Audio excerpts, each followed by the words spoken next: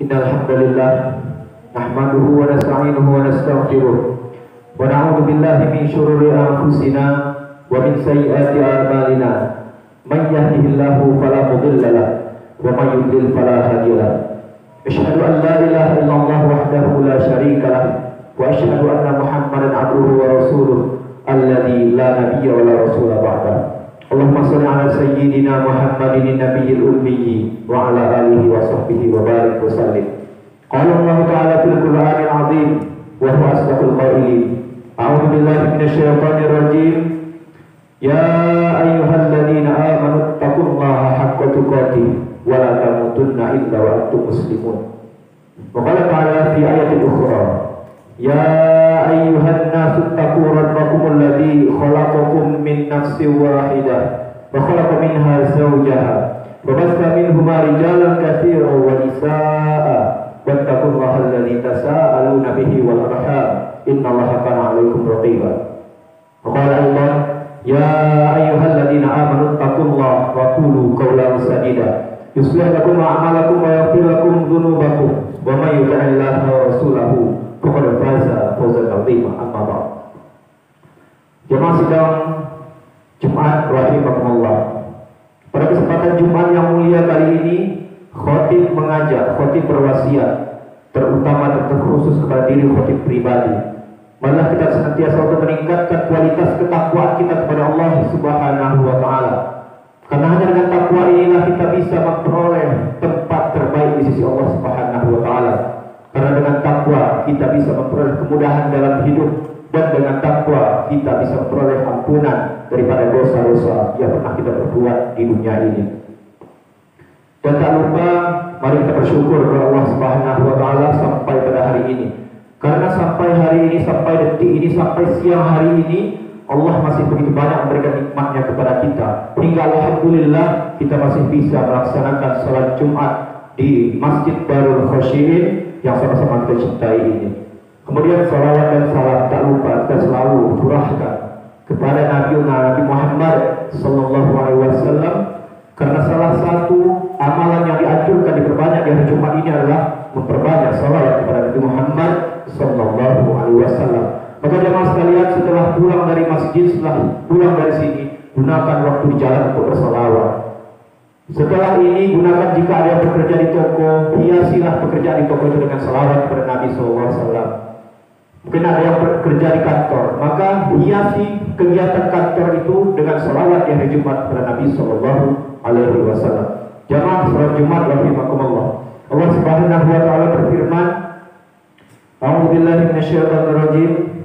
Ma yalfizu min qawlin illa ladaihi raqibun 'atid. Tiada satu ucapan pun yang diucapkan melainkan ada di dekatnya malaikat pengawas yang selalu hadir.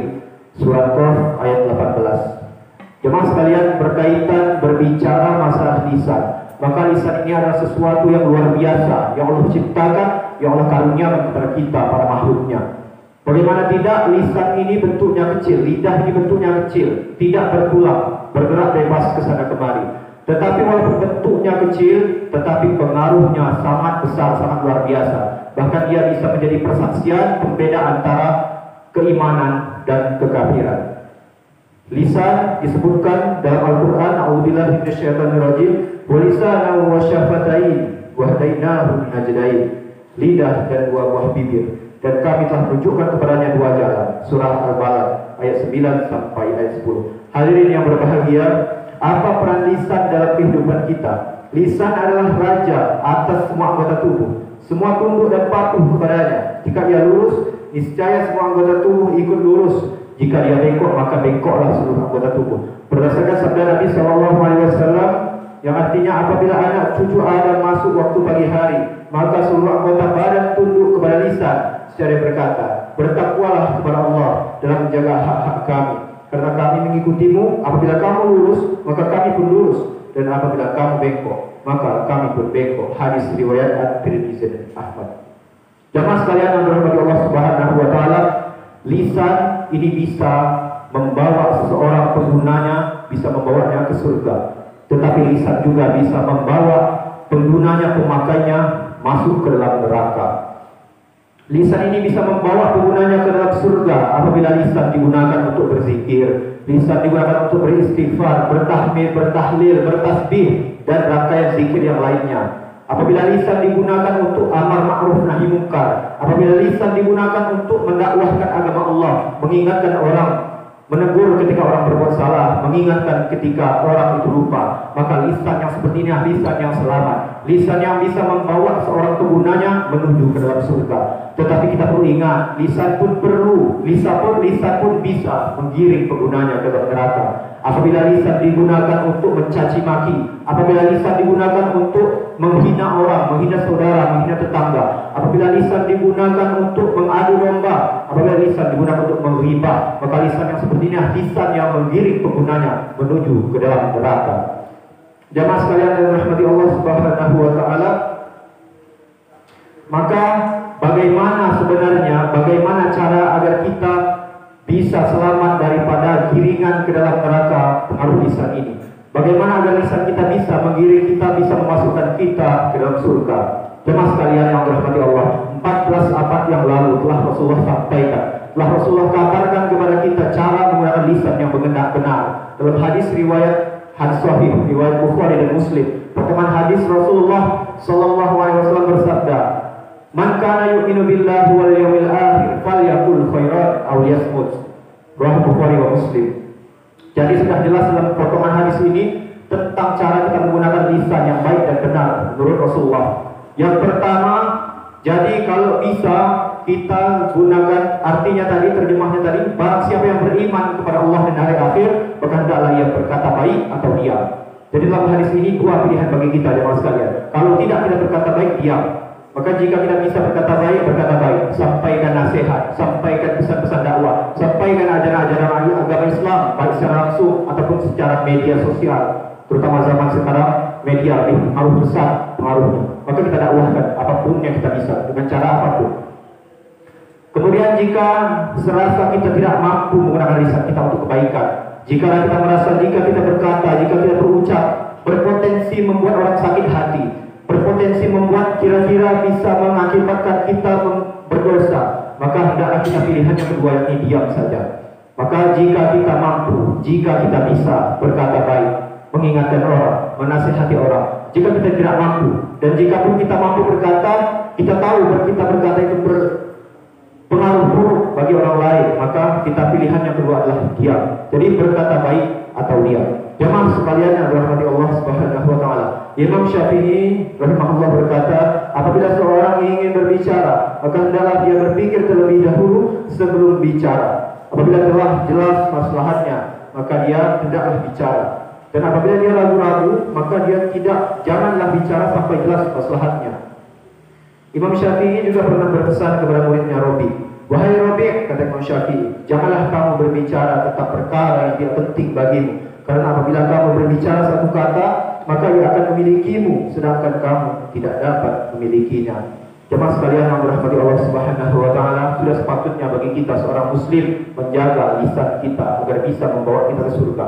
Mungkin sebagian dari kita menganggap menjaga lisan itu lumayan berat, karena mungkin terbiasa dengan berkata hal yang sia-sia, terbiasa dengan berdusta, terbiasa dengan membicarakan aib orang lain, terbiasa berkata kotor. Mungkin kita susah hari ini, tapi tidak apa-apa jemaah sekalian yang dirahmati Allah Subhanahu wa taala. Kita hidup di dunia ini tidak ada yang sempurna. Kullu bani Adam khata'un wa khairu khata'in at-tawwabun. Setiap bani Adam itu pasti pernah melakukan dosa, pasti pernah melakukan kesalahan. Maka sebaik-baik orang yang berdosa adalah dia yang mau bertaubat, bertaubat kepada Allah Subhanahu wa taala.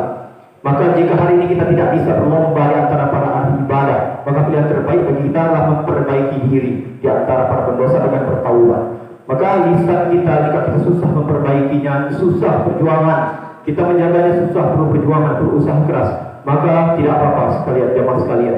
Karena hadiah atau keutamaan yang Allah berikan untuk orang yang menjaga lisannya, seperti halnya sabda Nabi Sallallahu Alaihi Wasallam dalam Sahih Abu Bukhari, Rasulullah bersabda, "Barang siapa yang memberikan jaminan kepadaku untuk menjaga kejahatan lisan yang berada di antara dua tulang rahangnya dan kejahatan kemaluan yang berada di antara kedua kakinya, niscaya aku akan berikan jaminan surga kepadanya." Hadis riwayat Al Bukhari.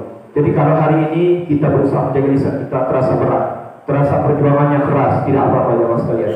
Karena hadiah yang Allah berikan, keutamaan yang Allah berikan adalah surga yang penuh dengan kenikmatan. Barakallahu li wa lakum fil Qur'anil azim wa nafa'ani wa iyyakum bima fihi minal ayati wa dzikril hakim. Aqulu qouli hadza fastaghfiruhu innahu huwal ghafurur rahim.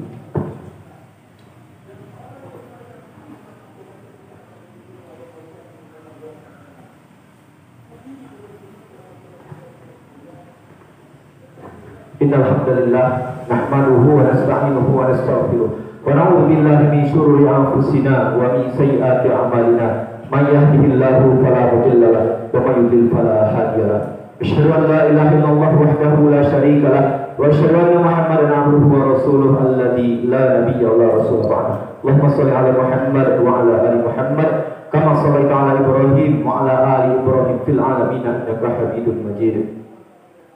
Qala Allah Ta'ala fil Qur'anil azim a'udzu billahi minasyaitonir rajim. Ya ayyuhalladzina amanu taqullaha wal tanzur nafsum ma qaddamat lighad wattaqullaha innallaha khabirum bima ta'malun. Amma ba'd. Jamaah sekalian, di momen menjelang Ramadan ini, ketika di bulan Ramadan kita dituntut, diperintahkan untuk menjaga hawa nafsu kita. Maka setidaknya sekarang menjelang Ramadan datang, kita persiapkan lisan kita, kita perbaiki lisan kita, kita jaga lisan kita. Maka setidaknya pemanasan persiapan kita untuk menuju bulan Ramadan minimal adalah memperbaiki lisan kita menuju ke arah yang lebih baik. Maka pada kesempatan khutbah kepada ini mari kita berdoa kepada Allah Subhanahu wa taala. A'udzubillahi minasyaitonir rajim. Bismillahirrahmanirrahim. Allahumma ighfir lil muslimina wal muslimat wal mu'minina wal mu'minat al ahya'i minhum wal amwat. Innaka sami'un qaribun mujibud da'wati ya qariyal hajat. Rabbana zalamna anfusana wa illam taghfir lana wa tarhamna lanakunanna minal khasirin. La ilaha illa anta subhanaka inna kunna minadh dhalimin. Allahumma inna nas'aluka salamatan fid din wa afiyatan fil jasad wa ziyadatan fil ilmi wa barakatan fil rizqi wa taubatan qabla al-maut wa rahmatan 'inda al-maut wa maghfiratan ba'da al-maut. Allahumma hawwin 'alaina fi sakaratil maut wal najata minan nar wal 'afwa 'inda al-hisab. Allahumma la tuzigh qulubana ba'da idh hadaitana wa hab lana min ladunka rahmah innaka antal wahhab. Rabbana atina fid dunya hasanah wa fil akhirati hasanah wa qina adzabannar. Ibadallah, innallaha ya'muru bil 'adli wal ihsan wa ita'i dzil qurba wa yanha 'anil fahsya'i wal munkari wal baghi ya'idukum la'allakum tadhakkarun wa la dzikrullahi akbar. Aqimis shalah.